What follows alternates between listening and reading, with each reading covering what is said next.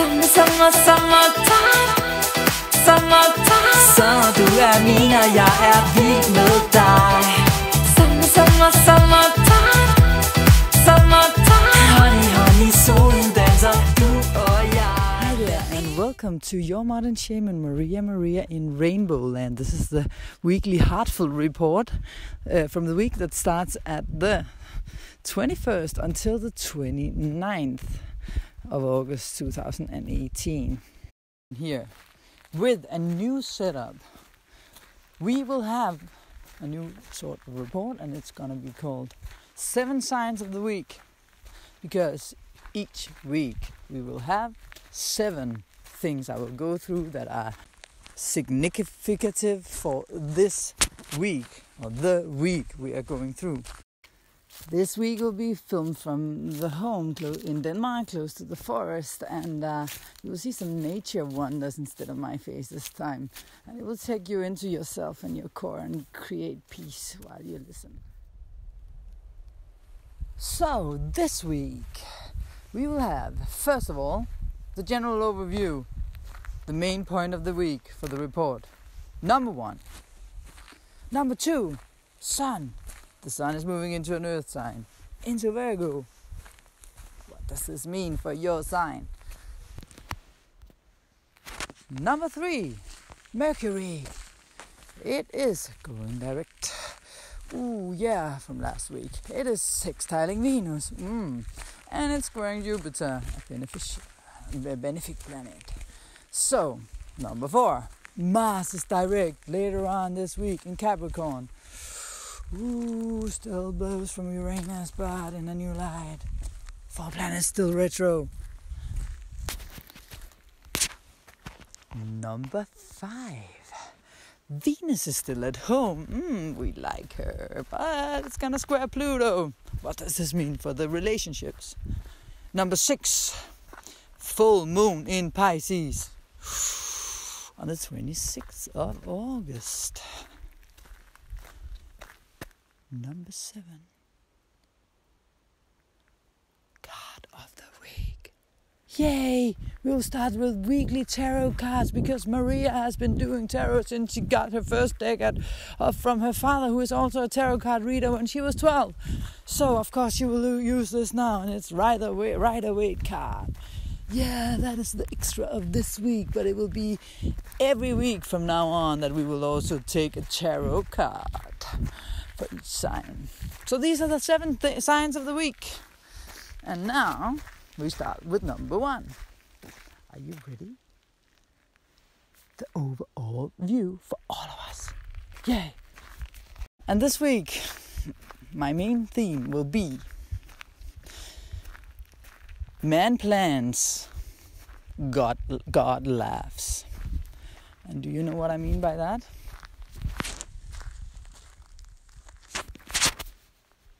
Well, man plans and God laughs. That means something that I have discovered so many times. We can want and desire this and that and that and this with our little human egos. And for sure we will, because we have Jupiter in Scorpio. And we can shout and we can scream and we can do this and that, and we can complain and put guilt upon this and that person, and say, oh, this is also because he didn't do, or she didn't do, or I didn't do, and we blame ourselves, we blame others, etc. But when it all comes down to it, I've said it before, then what I can see as an astrologer is that there is a plan. There is a plan. So you can scream and you can shout, but your higher self made a plan with God before you came here, and you can call it God or whatever. I don't care. I am not talking about just, any kind of 3D God that wants your money. I'm talking about Creator, what made us, what we are all a grand part of, which means that God is us, in a way. But that's a longer philosophical story. The whole point is that whatever you're struggling with now, and whatever you feel bruised and battered about coming out of the eclipse, is a part of a plan. And you know, if you have a strong desire with Jupiter and Scorpio, you have with Uranus and Taurus, there's something you want to manifest. You know, and with all the things that has been going on in Leo, where we are now going into another sign, of course, then, yeah, you know what I'm going to say? We have a lot of things we want to do and have fun and do things that makes us laugh and joyful and da-da-da-da-da. And that's what we've been going through during these eclipses, because the last two ones were in Leo, where we want to play and have a joyful life, etc. But not all of the plans are accessible right now. So surrender your desires to God. The spiritual journey of anyone on this planet is all about, if you want to ascend and want to fulfill the spiritual purpose of being on this planet and ascend to nirvana or whatever you want to call it, you know, to the next level where you don't have to reincarnate. The whole trick is to actually be able to let go of all your desires. To let go of all your desires. To give them to God, to Creator, to trust, to your higher self, and trust the process and notice the signs along the way. Follow the path of the highest vibration of joy, or the highest vibration of what makes your heart sing. And now I'm not saying that, oh, but it makes me so joyful to go to the cinema and watch these kind of movies and da da da. This is not what I'm talking about. Those are the pleasures you can have here on a 3D plane. I'm talking about when we don't have resistance in a certain way, and you need to learn to know yourself on a deep core level as a soul, to know when it's actually your heart that sings to you. But sometimes we suffer and we feel suffering. This can be old karmic debt being paid back, so to speak. And this can create a lot of suffering, of course, because we relive stuff to let it go, to release it. But if a door isn't open and you keep trying to force it open, it's not the right door if it doesn't open. I'm not saying, like, for example, if you have a business and you want to fight for it and it takes time and keep hitting shut doors. But if there's no signs of you continuing in this direction because it doesn't give you joy, that's what I'm talking about.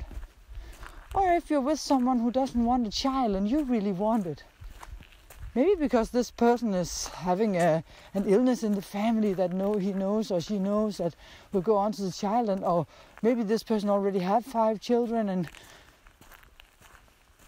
but then, you know, hand your desire over to God if it doesn't feel right to leave the woman or to leave the man. You know, and whatever thing it is that you desire so badly, if you can leave any kind of desire to God, then you have liberated yourself. Because then you can actually start living your highest purpose and fulfill what you came here for. And listen and hear, because then you're open. When you let go of the desires you have to achieve certain things, you are open. Otherwise, you're closed off. So this is very important on this journey of finding out where we're going. Maybe probably you, are the only one standing in your way for yourself. Maybe your purpose is to serve other people as a light worker. And then the benefits will come as you do so. Give all your cares and worries and desires and things to God, is what they always taught us. And then the world will land before your feet. Because then you're empty enough to see the beauty in the things that you already have. And you attract more of the beautiful things. And you will see that the things that you didn't think was beautiful, or you didn't recognize or realize that you actually had in your life, was actually already the gifts that you wanted. But you kept complaining because That is just the nature of us as human beings sometimes. Do you know, my dad used to call it the law of unsatisfaction. You know, that is what we are so good at. Limiting ourselves as human beings for that matter. Okay, so no matter how spiritual you think you are, we are all in a process. No matter how far you think you've come, we are all in a process. I don't think that anyone got out of this eclipse without feeling bruised in some one way or the other. I hope that you see why and that you are in a good new direction for yourself in your life. After the eclipse, we all woke up to some realities. And them realities we need to learn to accept. Everything is possible in the right order, but not everything is possible in the same life. We really need to feel into what is actually the purpose and point for us in this life. We cannot get all lives gathered into one. Freedom and space and 10 children at the same time. Being a known musician and being a very personal and private person. It's a retrograde phase. It's time to stand face to face with ourselves. So don't focus too much upon, but he also said, and she also did, and they also Put your focus and intention inwardly. Still, I know that some has to be outwardly, because now we have Mercury moving forward, and we will have Mars doing the same thing. So a lot is going on this week. Second sign of the week, Virgos. Yay, the sun is moving into your house. Woo! That is major. That is the greatest thing this week. And it's making a grand earth trine for the last time of your life. Depending on how old you are. Between these planets, like Saturn, Uranus, and it's the sun making a grand earth trine. This is something to hooray on. Really. You can really thrive for this. So, sun is ending your 12th house cycle, where it has been, where you have been in some kind of more spiritual flow with people coming in from your past, and perhaps you didn't really feel like you could move forward because many things were holding you back, like massive 12th house stuff. And now it's your birthday time, and congratulations to the first Virgos. Fantastic week for you guys. You're going to see how powerful you are. The sun is making this grand earth trine. So Saturn up there in the 5th house. Uranus over there in your 9th house. And the sun, in your 1st house. Your I am, your identity is going to be strengthened. Your feeling of self-worth and trust. And Saturn, which is the planet that you usually you say that Saturn is, demanding, but also Saturn is the planet that makes things happen, manifest things, make them make things happen. And Uranus is, surprises and innovations and enterprise. And the sun is gonna make you have this energetic move, give you the oomph, to want to achieve things and, potentially new things in your life, new things that can be different and innovative, but has some kind of a structure with attention to the details, things that can actually manifest. Great possibilities for you. So, again, this is the last time you see this grand trine with a Saturn like this, so it's huge. So, so even though... let's go to number 3. Otherwise, I will never get to sign number 3. Mercury. Mercury is your planet. And it's squaring Jupiter. But Jupiter is optimism. And Jupiter is in your 3rd house of communication and talking and getting things. This is also helping you manifest things because you are out there talking to people. And you are using the sun, por favor, please, to be assertive. You're using... that Mars, we'll come to Mars. Mercury is at a square to Jupiter. So usually, of course, With Mercury is in your 12th house though still, so you have to be comfortable about the people that you talk to, because 12th house is more like behind the scenes stuff, but Venus is sextiling Mercury though. So with the Venus sextile and Venus being in your second house, also of manifestation, and Venus being a benefic, being at home, and with Mercury direct, like it's your week. Maybe the last couple of weeks, maybe the last month, you have been doubting your life because the things that you wanted, you lost, and maybe you lost people around you. Maybe someone died or just left your life, or you couldn't really, or maybe your pet left your life and you couldn't really finish things. And the trust in other people perhaps were failing. So because of Mercury is forward moving right now in your 12th house, then that means that if there's been any sort of irritations, complications in regard to the more spiritual side of you, and the more introverted personal side of you, things starts being seen in a more positive light, and the 12th house is also far away traveling, so maybe it's opening doors, some kind of doors, so some sort of anything to do with miscommunications, losing things, like people. Things can break, with Mercury there, telephones, iPads, computers maybe have been troubling you, or any means of transport, information can be lost, passwords, etc. So things starts coming back to normal now. It started the 19th, but it had to, get a little more speed. So if anything was disturbing you in your conversations with God, they become clearer now. So why are you having these spiritual messages coming through when you ask yourself why? When maybe you suddenly start to understand their character because it was something else that you wanted, but you got some spiritual messages through these types, because Mercury is communication, 12th house is spiritual communication from the other side, from your higher self. So start to understand them now that Mercury is moving forward. So any kind of confusion will improve now. We always need to put extra energy into anything to do with retrogrades. So things start to become more predictable now. And Mars in your 5th house is starting to move forward, but not until Tuesday. So on the 28th.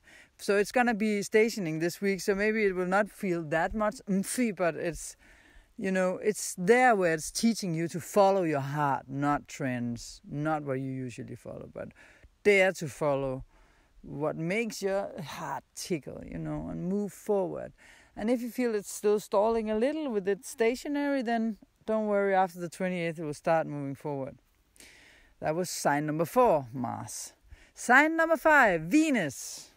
So besides from that nice Venus sextile to Mercury I was talking about before, then Venus is in square to Pluto this week too.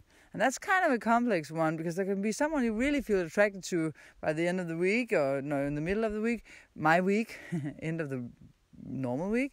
But you have to, look upon, does anyone have unclear motives or like shadowish motives? Because with Pluto there, it's, you use your intuition with your planet in the 12th to check out if there's something hidden with Pluto there. It can be a little powerful if someone wants to manipulate their way into something. But remember that reality often mirrors ourselves, so could it be you? So if anything feels too good to be true, then be aware.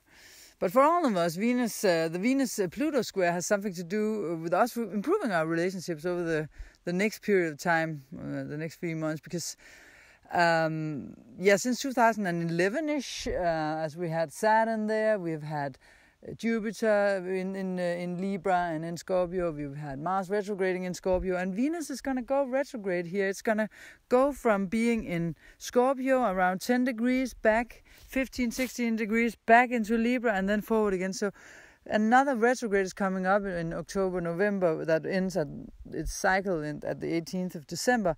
So this means that in general we have to look upon ourselves and how we are in relationships, because we have to I'm starting with a man in the mirror, oh yeah, and like Michael Jackson sings, we have to start with ourselves and asking him to change his ways. So that is very important to ask yourself to change your ways and see what ways with Venus here. But of course, like Venus is in your second house, so for you it has something to do with your self-value as well. So you have to feel that self-worth and not let anyone manipulate you in romantic relationships, or even your children, not let your children manipulate you. But try to make that change and see where you are doing something similar, or maybe you are afraid that it will happen. So you have a coding that's expecting people and thereby almost praying for people to manipulate you. Because remember that we attract what we are with the codings we have in our systems-ish. So be careful and look for if you have something coded within you that's not beneficial. Sixth sign of the week, full moon in Pisces, your 7th house. Ooh, with Neptune there. So someone around you in the 7th, it's a relationship, business relationship, any kind of relationship, partner, that may be going against you in some way, so don't, because it's in opposition, so don't let anyone stop you. With the Pisces on the 7th house as Virgos, Virgos are generally sensitive towards people and their opinions and how they, judge you, in this mutability. They are mutable signs, so they, adaptable, but with Neptune here, it's the feelings of sensitivity is just being strengthened, so don't